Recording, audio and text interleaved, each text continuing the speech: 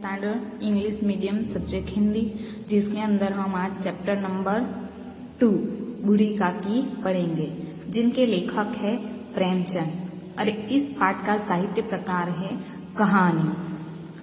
सबसे पहले प्रेमचंद जी का परिचय देखते हैं तो उनका जन्म सन 1880 ईस्वी सन में हुआ था और उनका निधन यानी कि उनकी मृत्यु सन 1936 ईस्वी सन में हुई थी। हिंदी के उपन्यास सम्राट प्रेमचंद का जन्म उत्तर प्रदेश में वाराणसी के निकट लम्ही नामक गांव में हुआ था। उनका मूल नाम धनपत राय था। शिक्षा काल में ही उन्होंने अंग्रेजी के साथ उर्दू का भी अध्ययन किया था। प्रारंभ में वे कुछ वर्षों तक स्कूल में रहे, बाद में शिक्षा विभाग में सब डिप्टी इंस्पेक्टर रहे। कि स्वाधीनता आंदोलन में भाग लेने के कारण उन्होंने नौकरी छोड़ दी और वे स्वतंत्र लेखन की ओर मुड़े। कि प्रेमचंद जो है उन्होंने स्वतंत्रता के आंदोलन में भाग लेने के कारण उनकी जो नौकरी थी वो छोड़ दी और वो लेखन की ओर ही मुड़े। वे हिंदी ही नहीं बल्कि समग्र भारतीय साहित्य के महान व्यक्तित्व हैं। अपनी आवाज जनता तक पहुंचाने के लिए उन्होंने उपन्यास, कहानी और नाटक लिखे। कि अपनी विचारधारा जो है वो जनता के सामने प्रस्तुत करने के लिए उन्होंने बहुत सारे उपन्यास रचे, कहानियां लिखी, नाटक लिखे। उन्होंने अन्य भाषाओं से अनुवाद किए, निबंध लिखे तथा बालोपयोगी यानी बाल उपयोगी साहित्य की रचना भी की।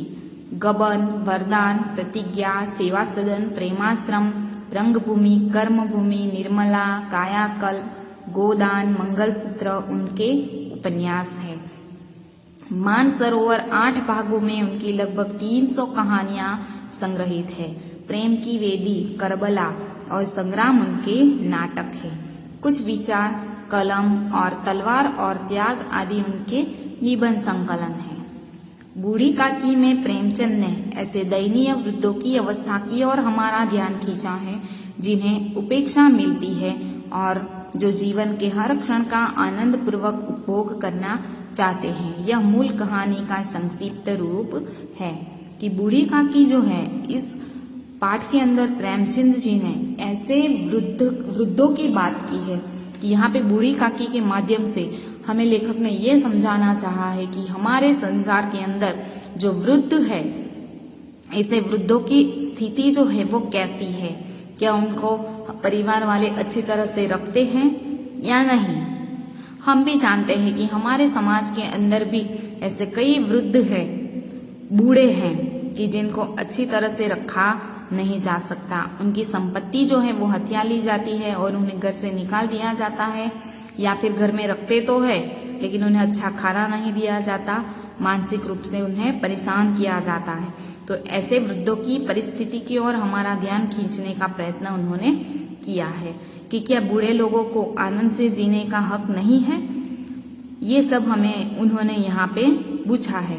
और ये कहानी का यही सार है कि अंत में हमें यही सीखना है कि हमें हमारे घर के बुजुर्गों के साथ किस प्रकार का व्यवहार करना है। पाठ की शुरुआत करते हैं। बुढ़ापा बहुधा बचपन का पुनरागमन हुआ करता है।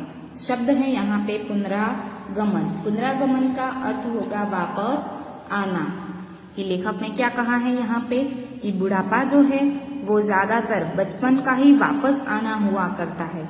कि ऐसा लेखक ने क्यों कहा होगा कि बुढ़ापा जो है वो बचपन का वापस आना है। तो देखो कि कहते हैं ना कि बुढ़ापा जो है वो बचपन का ही एक रूप होता है। कि वृद्धावस्था में मनुष्य की हरकत जो है वो बच्चों की तरह हो जाती है। कि जिस प्रकार वृद्ध मनुष्य के अंग जो है वो कमजोर हो जाते हैं और उन्हें बच्चों की तरह दूसरों का सहारा लेना पड़ता है। जिस प्रकार छोटे बच्चे को चलना हो तो दूसरों का सहारा लेना पड़ता है, तो उसी प्रकार बुढ़ापे के अंदर मनुष्य का शरीर जो है वो कमजोर हो जाता है और उसकी वजह से उसे दूसरों का सहारा लेकर चलना पड़ता है। उसका दिमाग भी कमजोर हो जाता है और याददाश्त जो है वो भी बच्चों की तरह ही हो जाती है। दांत गिर जाते हैं। कि जिस प्रकार छोटे बच्चे के दांत नहीं होते तो उसी प्रकार बुढ़ापे में भी मनुष्य के दांत जो है वो गिर जाते हैं और मनुष्य का मुंह बच्चों की तरह हो जाता है। जिस प्रकार बच्चों को मान अपमान की कोई पड़ी होती नहीं है, कोई परवाह नहीं होती। अगर किसी छोटे बच्चे का आप अपमान कर दो या उसे मान सम्मान दे दो तो उसे कुछ पता चलता नहीं है। ठीक उसी प्रकार बूढ़ों को भी मान अपमान की परवाह नहीं होती। जैसे बच्चों की बातों पर ध्यान नहीं दिया जाता, उसी प्रकार बूढ़ों की बातों पर भी ध्यान नहीं दिया जाता। उसकी इच्छा अनिच्छा का कोई महत्व नहीं होता। वृद्धावस्था और बचपन की बहुत सारी ऐसी बातें हैं जो समान हैं, मैच होती है। इसलिए कहा गया है कि बुढ़ापा जो है वो बचपन का ही वापस आना ऐसा माना जाता है। कि बूढ़ी काकी के जीभ में स्वाद के सिवा न कोई और चेष्टा शेष थी और न अपने कष्टों की ओर आकर्षित करने का रोने के अतिरिक्त कोई दूसरा सहारा है। लेखक ने क्या कहा है यहाँ पे कि बूढ़ी काकी के शरीर के प्रत्येक अंग कमजोर पड़ चुके थे, केवल उनकी एक जीभ ही जो है वो काम कर रही थी कि जीभ के स्वाद के सिवाय उन्हें कोई भी दूसरा अंग उसका कोई कार्य करता नहीं था। और अपने ऊपर बूढ़ी काकी के ऊपर खुद के ऊपर जो कष्ट पड़ता था, दुख तकलीफ पहुंचती थी, उस दुख तकलीफ को दूसरों को बताने के लिए उन्हें रोना पड़ता था। रोकर वो अपने रोने के अलावा उनके पास और कोई सहारा नहीं था। समस्त इंद्रियां हाथ और पैर जवाब दे चुके थे कि समस्त इंद्रियां जो थी आंख, नाक, कान, मुंह, ये सब जो है उन्होंने जवाब दे दिया था। जवाब दे देना यानी कि काम करना छोड़ देना, निष्क्रिय हो जाना मुहावरा है। निष्क्रिय होना अथवा छोड़ देना। बूढ़ी काकी के समस्त इंद्रियां जो थी हाथ, पैर, आंख, नाक, कान, वो सब निष्क्रिय हो गए थे, काम नहीं कर रहे थे। इसलिए वह जमीन पर पड़ी रहती थी और घर वाले कोई बात उनकी इच्छा के प्रतिकूल करते, प्रतिकूल यानी कि विरुद्ध। इसलिए बूढ़ी काकी जो है वो क्या करती, जमीन के ऊपर पड़ी रहती थी क्योंकि उनके अंदर चलने फिरने की ताकत नहीं थी, इसलिए वो घर में पड़ी रहती थी। अगर घर के सदस्य उनकी इच्छा के विरुद्ध कोई कार्य करते या फिर भोजन का समय टल जाता, उसकी मात्रा कम होती, या तो फिर भोजन का समय टल जाता उसके बाद बूढ़ी काकी को भोजन दिया जाता था, या फिर अगर किसी दिन समय पर भोजन दिया जाता था तो भोजन की मात्रा जो थी वो कम हो जाती थी, यानी रोज की जैसे नहीं बल्कि थोड़ा कम भोजन उन्हें दिया जाता था। या फिर बाजार से कोई नई वस्तु आती और बूढ़ी काकी को नहीं मिलती तो वे रोने लगती थी। कि बूढ़ी काकी कब कब रोती थी, एक तो उनके परिवार के सदस्य उनके विरुद्ध कोई काम करते, या फिर भोजन का समय टल जाता था तब, या फिर उन्हें भरपेट खाना नहीं मिलता था, या तो फिर बाजार से कोई नई वस्तु आती और उन्हें नहीं मिलती तो वो क्या करने लगती थी, रोने लगती थी। और उनका रोना जो है वो साधारण सिसकना रोना नहीं था, वे गला फाड़ फाड़ कर रोती थी। आपको प्रश्न है पीछे कि बूढ़ी काकी किस प्रकार रोती थी, तो गला फाड़ कर, कि उनका रोना कोई साधारण रोना नहीं था। उनके पति को स्वर्ग सिधारे बहुत वक्त हो चुका था। कि बूढ़ी काकी के पति को स्वर्ग सिधारे यानी कि मृत्यु हुए बहुत ही समय हो चुका था।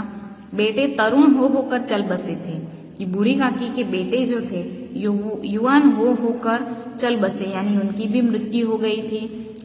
अब एक भतीजे के सिवाय और कोई न था, कि उनके पास एक भतीजे के सिवाय और कोई नहीं था, ना पति था ना अपने बेटे थे, और वही भतीजा जो था उनके साथ वो रहती थी। उसी भतीजे के नाम उन्होंने अपनी सारी संपत्ति लिख दी।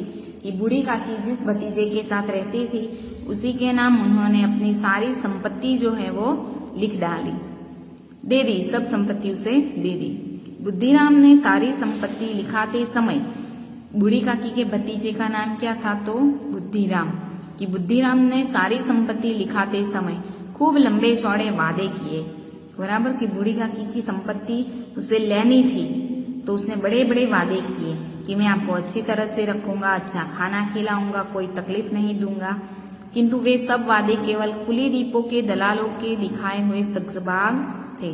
सब्जबाग मुहावरा है, सब्जबाग दिखाना यानी झूठे झूठे वादे करना, बड़े बड़े झूठे वादे थे। यद्यपि उस संपत्ति की वार्षिक आय कम न थी। कि बुद्धिराम को बूढ़ी काकी ने जो संपत्ति दी थी उस संपत्ति की वार्षिक इनकम कम नहीं थी, मतलब तथापि बूढ़ी काकी को पेट भर भोजन भी कठिनाई से मिलता था। कि बूढ़ी काकी ने जो संपत्ति बुद्धिराम को दे दी थी, उस संपत्ति से उन्हें बहुत सारी इनकम प्राप्त होती थी, फिर भी बुद्धिराम बूढ़ी काकी को भरपेट भोजन भी नहीं देता था। लड़कों का बूढ़ों से स्वाभाविक विद्वेष होता है। कि लड़कों का स्वाभाविक रूप से बूढ़े लोगों के साथ विद्वेष होता है। विद्वेष का अर्थ क्या होगा? विरोध, वैर। कि लड़कों का बूढ़े लोगों के साथ विरोध क्यों होता है ज्यादातर? तो हम देख सकते हैं कि लड़के और बूढ़े व्यक्तियों के बीच बहुत पीढ़ियों का अंतर होता है। एक यंग है, एक बूढ़ा है। कि हर बात के संबंध में दोनों की सोच मिलती नहीं है। बूढ़ा कुछ और सोचता है और युवान व्यक्ति जो है वो अलग ढंग से सोचता है, और उसी के कारण दोनों की सोच अलग है। एक की सोच नई पीढ़ी की है, दूसरों की सोच, बूढ़े व्यक्ति की सोच कैसी है? उसके जमाने की। इसलिए दोनों के विचार में टकराव होता है। इसीलिए बूढ़े लोगों के साथ लड़के लोगों का ज्यादातर क्या होता है? विरोध ही देखने को मिलता है। और फिर जब माता पिता का यह रंग देखते,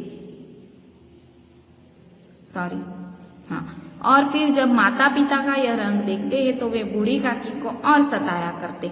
कि बुद्धिराम के घर में उसके बेटे भी थे, लड़की भी थी, बराबर। तो वो तीनों बुद्धिराम के बच्चे जो थे, वो खुद बुद्धिराम और उसकी पत्नी रूपा जो है, उन दोनों को बूढ़े काकी के प्रति गलत व्यवहार करता हुआ देखते हैं, खराब व्यवहार करते हुए देखते हैं। इसलिए वो बच्चे भी क्या करते हैं? बूढ़ी काकी को सताया करते थे। वो क्या सोचते होंगे कि माता पिता तो उन्हें सताते हैं, तो हम क्यों नहीं सताएं? और वो भी उन्हें सताने लगते हैं। वो किस प्रकार सताते थे? तो कोई चुटकी काट कर भाग जाता था, कोई उन पर पानी कुल्ला कर देता था, काकी चीख मारकर रोती, बराबर। कि बच्चे जो है वो उन्हें इस प्रकार से परेशान करते रहते थे, और उससे परेशान होकर काकी जो है वो चीख कर रोती थी, लेकिन उनकी तरफ कोई ध्यान नहीं देता था। वो चीखती थी, रोती थी, लेकिन उनकी तरफ कोई ध्यान नहीं देता था। क्यों नहीं ध्यान देता था? क्योंकि ये बात प्रसिद्ध हो गई थी, कि ये बात साबित हो गई थी कि बूढ़ी काकी केवल खाने के लिए रोती है। इसलिए लोग उन्हें सताते थे, बच्चे उन्हें सताते थे, तो भी कोई उन्हें देखने नहीं आता था, क्योंकि सब क्या सोच लेते हैं कि वो तो खाने के लिए ही हमेशा रोती रहती है। अतएव संताप और आर्तनाद पर कोई ध्यान नहीं देता था। कि संताप यानी कि दुख, आर्तनाद यानी दुख भरी चीख। कि बूढ़ी काकी की दुख और उनकी दुख भरी चीख की ओर कोई ध्यान नहीं देता था। आज हम इतना ही देखेंगे, अगले वीडियो में आगे का पाठ देखेंगे। Thank you.